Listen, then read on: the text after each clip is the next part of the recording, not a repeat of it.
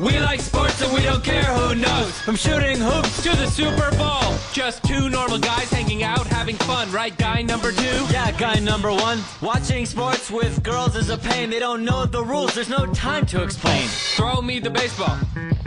Now toss me the pigskin. Now feed me the rock. Now give me the rock.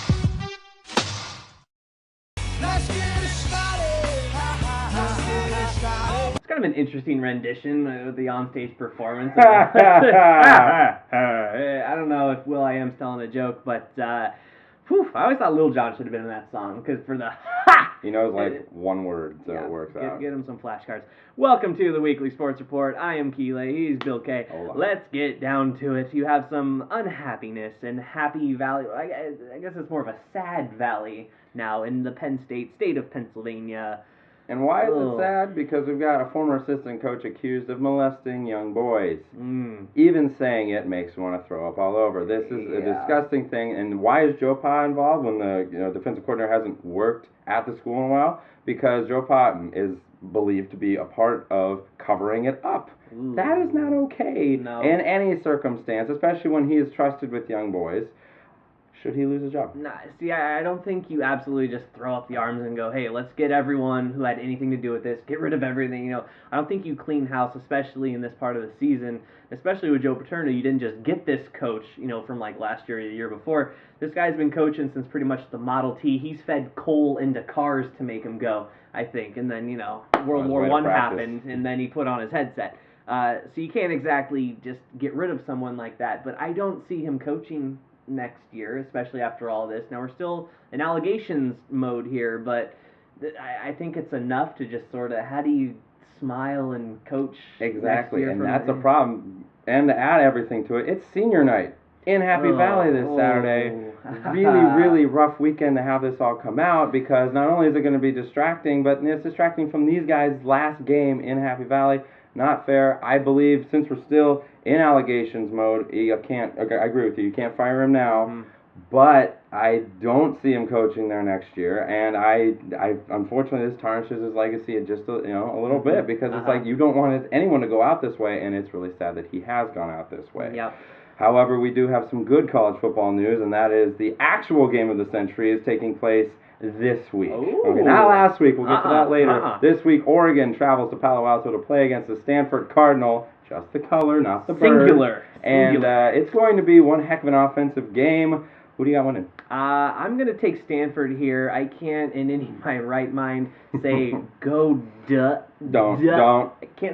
I can't say it. I'm not allowed to say it. It's the Beetlejuice. If I say it 3 times... I was worried you'd say Beetlejuice 3 times. Because if you say Beetlejuice 3 times, then that was a close call. So I have Stanford winning this. I'm going to go by 10 here. This, I think, will be a truly offensive explosion game, as opposed to the LSU-Alabama game, where the only thing that exploded was my brain from going, where's the touchdown? If you saw the Oklahoma State game... That was offense. That was a lot closer to it. So I have Stanford winning. You have Stanford winning here? I'm like you in a lot of ways. I have a hard time picking Oregon, but I honestly believe Stanford will win this game. I think it's going to be a little closer than the 10 points you got. I think it's going to be about 7. Okay. But, I think once Stanford gets the lead and they force Oregon to throw the ball, they, as you saw in person the other day, they can't do that real well because their receivers can't catch real well. So Stanford's got a huge advantage that way, and they're going to win this football game. Okay. Speaking of winners, you got the Miami Dolphins, the fish, finally getting out of the water. You're looking at a winner. Finally out of the over. Winner, kinda, I guess. They're the loser when it comes to luck, because he's going to Indianapolis most likely now. Finding the little Peyton Manning in training. Who knows if it is Andrew Luck, but who knew that all it takes is for Peyton Manning to go, are you bruising my neck meat? Let go of me. I think you're bruising my neck meat.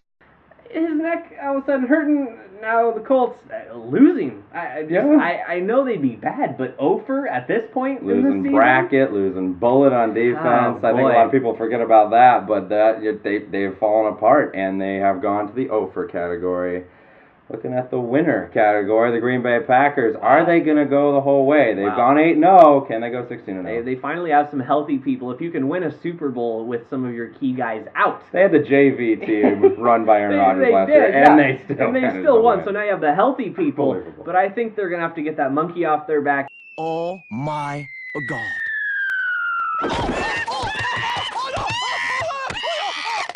and just sort of like, hey, let's lose the 1 to 2 games and still be that good, solid team, but not be this untouchable, invincible, and just shut up. Mercury Morris coming out of the woodwork saying, hey, I was on the undefeated team. Hey, little note, Mercury, you didn't have to play 19 full games to achieve that. So a little asterisk by that perfect season there. Packers.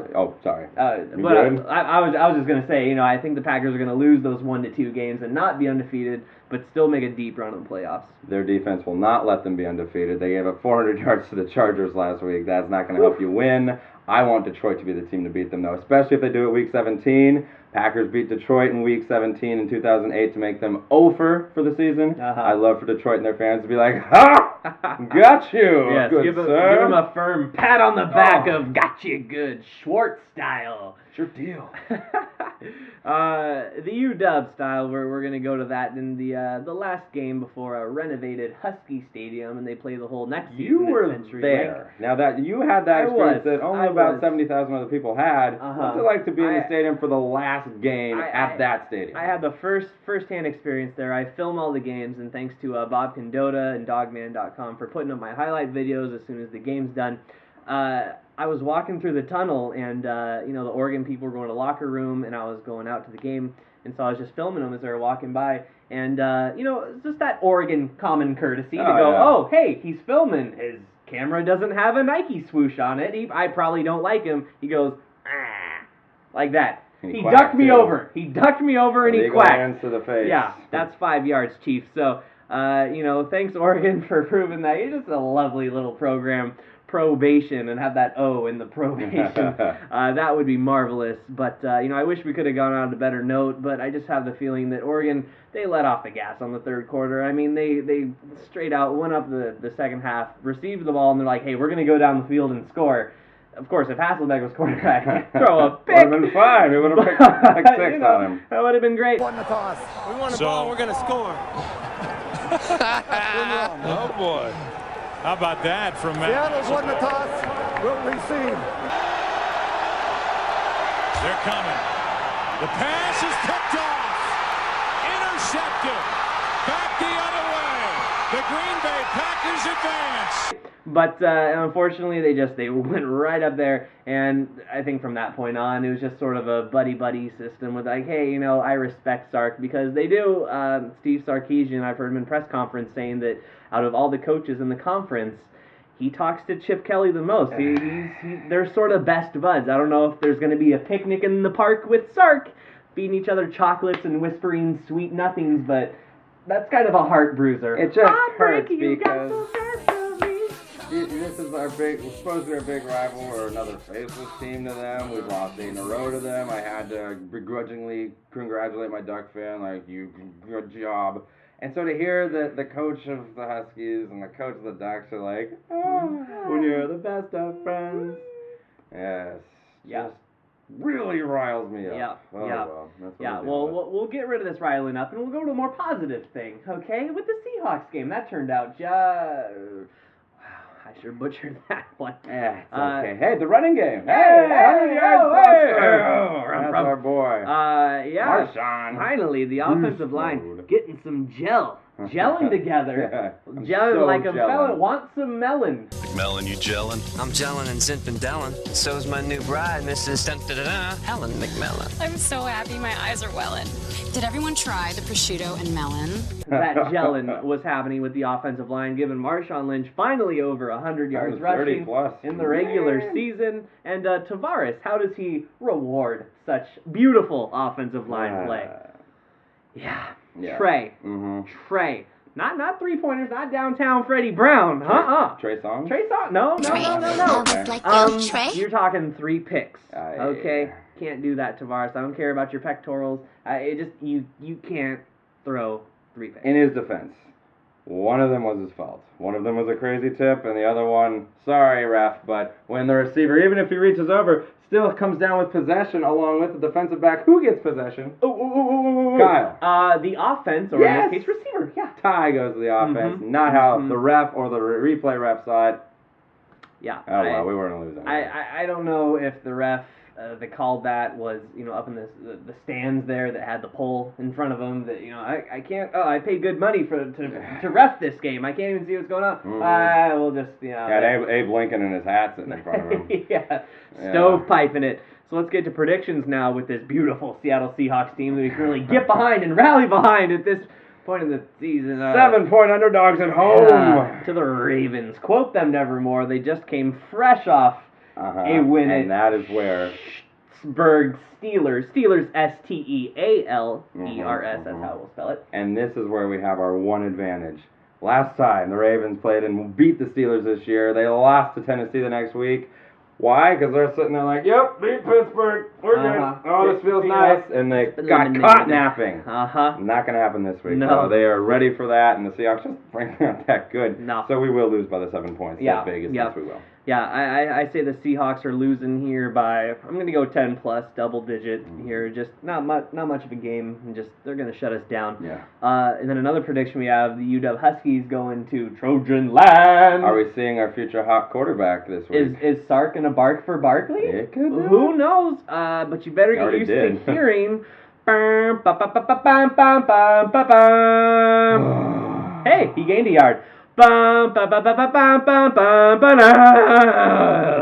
lost 3 yards, but he really tried hard. I don't see this game turning out any possible way good. Eric Folk, thank you for the last 2 games. The big USC shocking, surprising, came down to the field goals. Lovely. Make sure your leg's healthy just in case. But I don't think it's going to come down to the 3-point ball game. I think USC is that just below elite status. I don't think we'll be able to hang with them, especially soaking up our tears from the Oregon game. We've been better than we were the last 2 years when we beat them, but there's going to be the revenge factor. We got to play them down there again. We're a little bit banged up. I think the offense is going to play better, but I think USC is just a better football team, and they're going to win. It's going to be close, but it's going to be 7 again. It's not going to be the 3 points where folks can do any work. Let's pop out into victory formation. What you got? Game of the century. Yeah, you see that? See that baseball game? My goodness. I'm sorry, but when the Seahawks lose 6-3 against to the Browns, it's the worst football game anyone's ever seen. Yet when this game is just a field goal fest, it's, it was so amazing. It lived up to the defense. Shut up. There were 3 missed field goals in that game. No, this was not the game of the century. Sorry, guys. It was a huge disappointment, SEC. Be quiet with all this. Oh, it was a defensive struggle. No, it wasn't. You got lucky because the kickers were off. Yeah, I think you can't spell suck without S-E. You got the S and the C. Yeah, sorry. It'll contribute there. It sucked. There you go. Can't spell sucked without SEC. We got him. We got him big time. That East Coast bias. Showed them. And then a sad note today in the boxing world. Smoking Joe Frazier. He is permanently down for the count. He died of liver cancer, and what a loss for the whole sporting world. Really, in general, just nice guy. No troubles out of the ring, I guess you could say. Just a wonderful guy, and just they had the fight of the century versus Muhammad Ali, and then he beat him. He lost to George Foreman later. I think it was like 2 or 3 years later, and that's when you had the Howard Cosell. Down goes Frazier. But just a wonderful guy, and a lot of great memories, and he will be missed. Well, boxing world really misses that era too. I mean, it was a huge thing. You knew who the guy was who was the heavyweight champion of the world. Now you could ask 10 people outside right now, they wouldn't be like, who? What? So I think the world's sort of shifting. Boxing moving on. Kind of towards the MMA. Manny and Floyd, turn it around and fight already. Yeah. I don't know what they're holding out for, but it's kind of going into more, fighting in the cages and putting in submissions as opposed to just not for me. Beating each other in the faces. Not for me. Not for you. Not for me. Okay. All right, Superbad. We are outie, and I am Keelay. He is Bill K. We's